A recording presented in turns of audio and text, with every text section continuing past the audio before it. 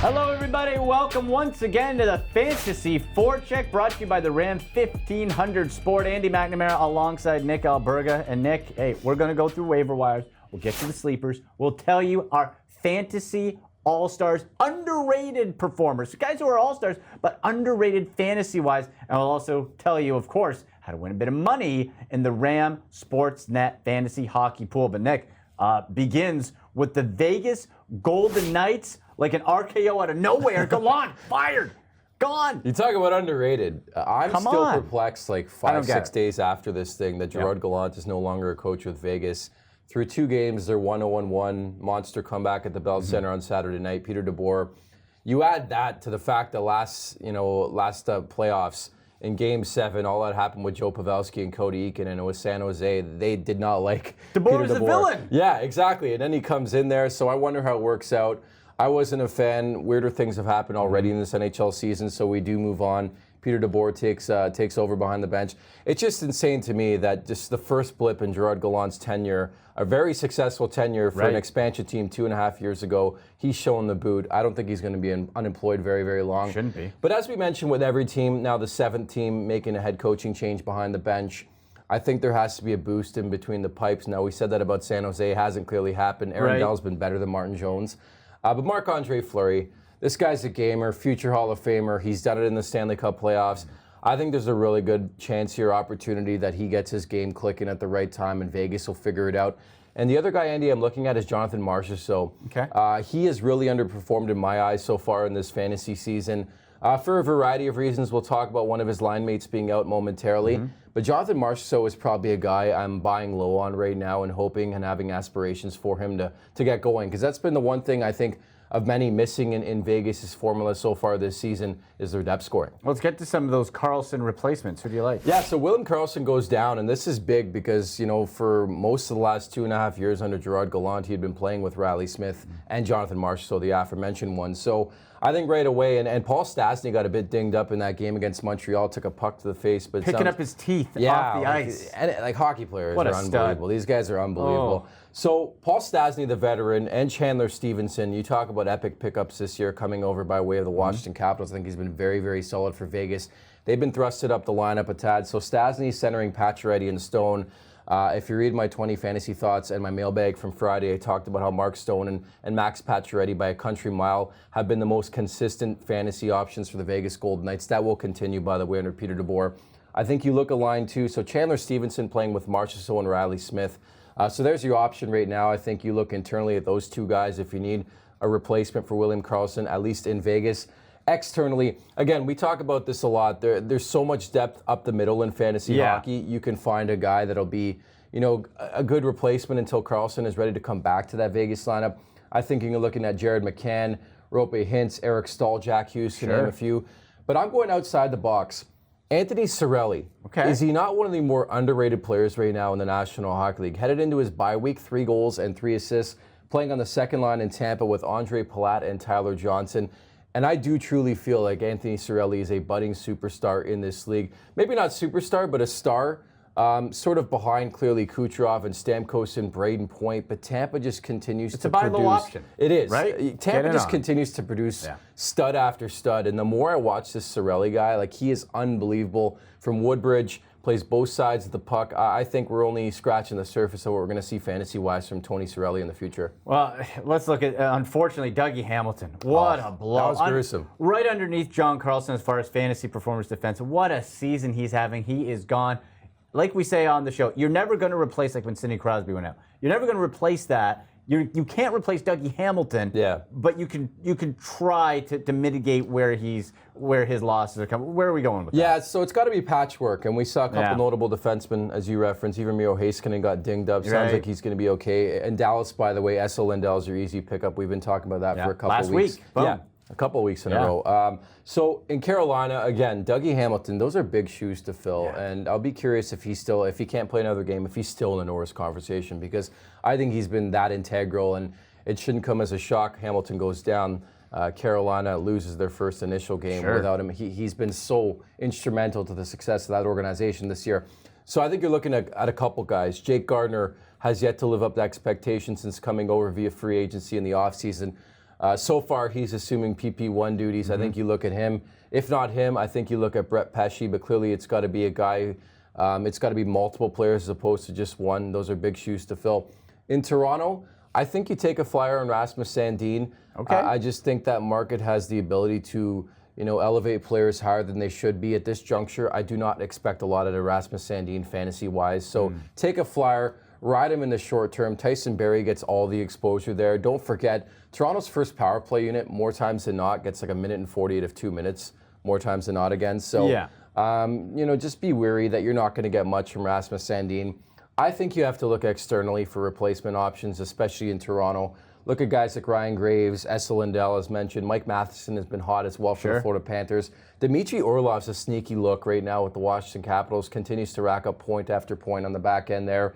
And Philip Hronek, a guy we've talked about a lot throughout this season with Detroit. They've got busy game volume over the next couple weeks. So as we've indicated time and time again, when it comes to the back end, this time of year, it's all about the patchwork, right? You're not going to find a guy who's going to be a fixture on your roster. Multiple categories, too, if you can. Like, you got to do a little bit more of a deep dive rather than just points. Exactly. Like, I'm not scared to deviate from a guy quickly if he doesn't get a point in a couple games, because you're not going to find a quick replacement that's going to last you a long time at this point. Right. Now, this is going to be an interesting 2 weeks because of the NHL All-Star game with our schedule manipulation. Because, Nick, this is where some people, depending on your league, you got to keep track, you got to know. Is this going to be a 2-week block? Is it a limited 1-week block? You got 4-game teams at 10, 2-game teams at 3. What's your kind of general advice for this week going into the All-Star week? Because this can be tricky for some fantasy owners. Yeah, that it could, and NHL players trading in the skates for flip-flops. Yeah. And a nice drink, certainly in the mandated 5-day bye week. I think they've rectified this a tad. Initially, when this came into fruition in the last CBA, I'm like, this is going to be a fantasy nightmare, but they found a way to make it an even playing field for all 31 teams, so I'm okay with it. So in total, 17 teams will have their bye week, going into the All-Star break, 14 on the other side. Okay. So keep that in mind.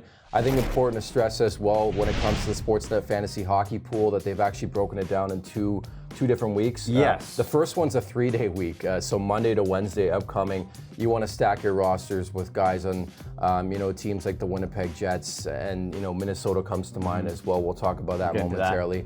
But you've got to be careful who you're playing this week, because there's a lot of teams who are not playing at all leading up to the All-Star break, and you don't want to dress a guy who's going to do nothing for your roster. So just remember that. I think in terms of Yahoo, be cognizant, of course, that they've broken it down into a 2-week system because of the lack of game volume. Normally we see 50 games in a week. We're going to see 50 games in 2 weeks here in the National Hockey League coming up. So as you mentioned, for schedule manipulation purposes, you can get away with Anaheim, Detroit, Montreal, Nashville, Ottawa, St. Louis, Tampa, Vancouver, Washington, Winnipeg. Of course, you see it on your screen as well. But you want to look at those teams for sure, especially in this time, because there's not a lot of games. You won't have any problems, building up your roster with players from these teams. And then other side, stay away from Chicago, the Colorado Avalanche, and the New York Islanders. They only play twice. That's the fewest games in the league. Exactly. So that's something you really want to pay attention to. Now, since it is All-Star Week, we wanted to target some underrated NHL All-Stars when it comes to the fantasy side of things. And I'm going to start in Winnipeg with Mark Scheifele of the Winnipeg Jets. Patrick Laine gets all the hype, right? And not that we don't know that Scheifele isn't a good player, but he's 21st ranked overall, 52 points. And I don't think he gets enough credit because of the draw of a Patrick Laine. And you're like, oh yeah, Scheifele's pretty good. He's not pretty good. He's real good. He's like a hockey encyclopedia, like our very own Jeff Merrick. He knows everything about the game. Like, it's insane that you think a guy in the league would want to get away from the game when he's not playing, but it's actually a student of the game. He actually is. And I watched Mark Scheifele play a couple weeks back at Scotiabank Arena. He's worth the price of admission for the little things he does, not just score goals, as we saw in that one against the Maple Leafs. So I'm going to go and stick in the Central. Okay. I'm going with David Perron. You know me, I love fantasy value and extracting the most value possible. David Perron is a guy, more likely than not, was not drafted this season, plucked off the waiver wire, routinely in top 10 in fantasy rankings right now. He's averaging almost a point per game as we do this show right now. 20 goals.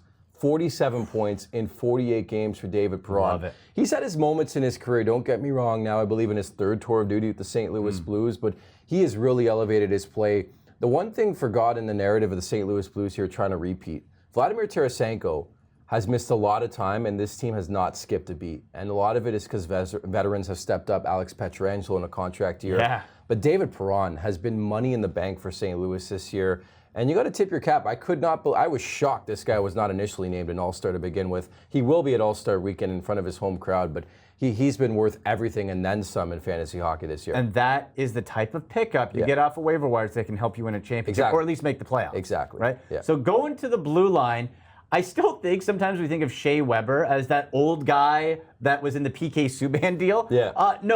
Now he's struggled since the turn of the calendar year a little bit, slumping a little bit, but Shea Weber, 32nd ranked fantasy player overall, and he has done such a tremendous job solidifying that back end of the Montreal Canadiens. We know he can put up points, but just in general, overall, those subcategories as well. Shea Weber, I think, gets overlooked. Yeah, he does. And we at Sportsnet actually had him as the highest ranked player of any entity going into this season. So there you go. Yeah. Maybe we know our thing. Exactly. But yeah, no, you're right. That blast from the point of the power play, I think you look at Montreal in general, I would actually start to go back there in terms of fantasy looks. Ilya Kovalchuk's been a man possessed. We're really endorsing him this week. Yeah. Jonathan Drouin is close to coming back. So maybe Montreal has a last-ditch effort to try to get to the Stanley Cup playoffs right now. And Shea Weber, as you mentioned, has been quiet as of late. Jeff Petry's elevated his play, but you can't go wrong with that. At that age and being the captain of Montreal, he's been unbelievable this season as well. For my back-end pick, I'm going to the other side of the spectrum, and youngster Quentin Hughes, a.k.a. Quinn Hughes of the Vancouver Canucks. What he's putting together as a rookie in the National Hockey League as a blue line rookie, unbelievable. Again, it's very, very difficult to win the Rookie of the Year as a defenseman. Aaron Ekblad comes to mind, Barrett Jackman. Very, very few guys get the job done. Quinn Hughes is probably not going to win it. It's going to be another young defenseman, Cale Makar with the Colorado Avalanche, who I could have easily touted for this. But I'm going to go with Quinn Hughes, just more. Vancouver's been a surprise so far, no doubt. 34 points, 48 games. He's actually on a 58-point pace. Imagine Quinn Hughes gets to 60 points. They've done a tremendous job in Vancouver, exceeded expectations so far. And Quinn Hughes is a guy I thought would take a leap this year. I actually had him outside my top 100, but he's been outstanding so far for Vancouver. Yeah, absolutely. He's been tremendous. In between the pipes, Nick, we're going with the same guy. We've been pumping his tires, rightfully so. Tristan Jarry of the Pittsburgh Penguins. And it started off as like, hey, look at this spunky little backup. He Matt Murray. Yeah. Okay, that's Tristan Jarry. Very All well the dude said. does, he wins. He wins. Yeah. Wins games. He puts up tremendous stats. Dude is legit. And still, it's something where maybe he doesn't have the full name recognition, but you can't help but pay attention to him. Yeah, these youngsters in general are cold-blooded when you talk about goaltending. I like that Matt Murray, because that's happening in Washington right now. It is. Ilya Samsonov is doing the same thing that Murray did to Marc-Andre Fleury to Braden Holtby. Granted, Holtby's been terrible, and hopefully he rectifies that situation. But yeah, Tristan Jarry was the easy selection. Again, we were a little perplexed why initially he wasn't named an All-Star, but saner heads did prevail. Right. Gets named an All-Star. I just can't get over the fact that they asked around because they had a three-headed system in the offseason with Casey DeSmith, and he was a very serviceable backup last year. Nobody wanted Tristan Jarry, and then you move forward to this season where he arguably could be the team's MVP to this point. Three shutouts. Exactly. In this day and age, you need two viable options. Matt Murray, to his credit, has stepped up his play. I believe he's won 4 of the last 5 games. You need both goalies, and Tristan Jarry could end up being the fantasy goalie of this season. Just a tremendous talent. Be interesting to see how the rest of the season goes for him in real life and in fantasy. Yeah. So, speaking of fantasy, folks, hey, it's the Fantasy Forecheck. We want to win you some money in the Ram Sportsnet Fantasy Hockey Pool. And this show is brought to you by the Canadian exclusive Ram 1500 Sport. This full-size pickup gives Canadians exceptional capability under the hood, advanced technology inside, and impeccable styling throughout. It's the Ram 1500 Sport, and it's designed for life in the North. So as you know, you can be playing all season. You can dip in week to week because there are weekly prizes up to $50,000 in cash prizes. You could also win one of those 1,500 sports from Rin, which would be an awesome prize. Good for the snow, too. Ouch, I wish I had one this morning, I'll tell you that. So what you want is 6 forwards, 4 defenders, 2 goaltenders. Then you slap the Ram capable tag on one from each position group that doubles up your fantasy points, and you have a 1 to 4 point range of prices for each player, and you spend up to 30. So that's the strategy. Again, now this week, you were saying it's broken up. It's much different with the All-Star break. Yeah, so January 20th to 22nd, Yes. 3 days, and there's not a lot of game volume either. No, so we got that, and then the following week, it's the other. It's the Monday to Sunday. It's the Monday to Sunday one. Yeah. So we'll give our Ram-capable picks. Who's your forward? Yeah, so again, pretty simple on why I'm taking these 3 players. And again, we're starting at forward, a 2-game week out of 3 days. I mean, simple enough. My man Sasha Barkov, Alexander Barkov of the Florida Panthers.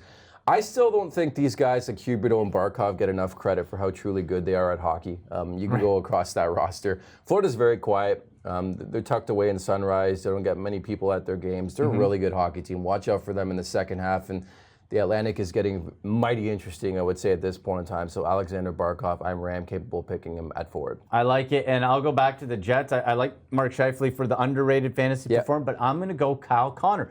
2 points, cost you 2 points, just like Patrick Laine.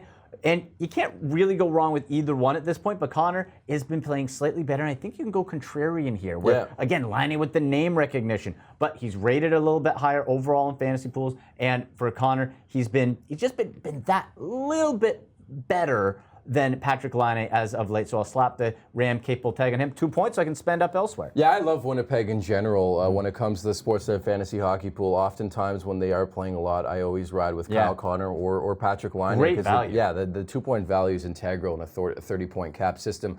Back end, for you Spit and Chicklets fans, and again, I'm going to Florida, Keith Sonk Yandel. Look that up if you haven't heard that story yet. It's incredible. It's taking on a life of its own. Does it in every hockey game. Keith Yandel is the best interview. I don't know if you had a chance to interview him before. No. He's hilarious. So Keith Yandel, one of the top point-producing defensemen again this year. Very quietly again. The Panthers score a lot. I'm still curious to see if they can keep the puck out of the net here in the unofficial second half following the bye week and the All-Star break. Again, a 2-game week for the Panthers. I anticipate them scoring quite a bit in those 2 games, so I'm going with Keith Yandel. I'll go Tony DeAngelo, and I think this might be the best value when it comes to defensemen in the Rams Sportsnet Fantasy Hockey Pool. 1 point. 1 point he cost you. That's it. He is the 11th. Uno. Whatever other language you want. The fastball. Right. Where's the trash can? Can we tap it? Let's do it. Yeah. Right. I was going to say no Houston Astros jokes, but come on. And there it is. But that's some shady stuff. One point he's going to cost you. 11th best fantasy defenseman. Again, you put the tag on him. He's been on a roll. And you want yourself, and just in generalities, you want yourself some John Carlson. You want some more expensive players in general. You can keep DeAngelo in your lineup. 1 point.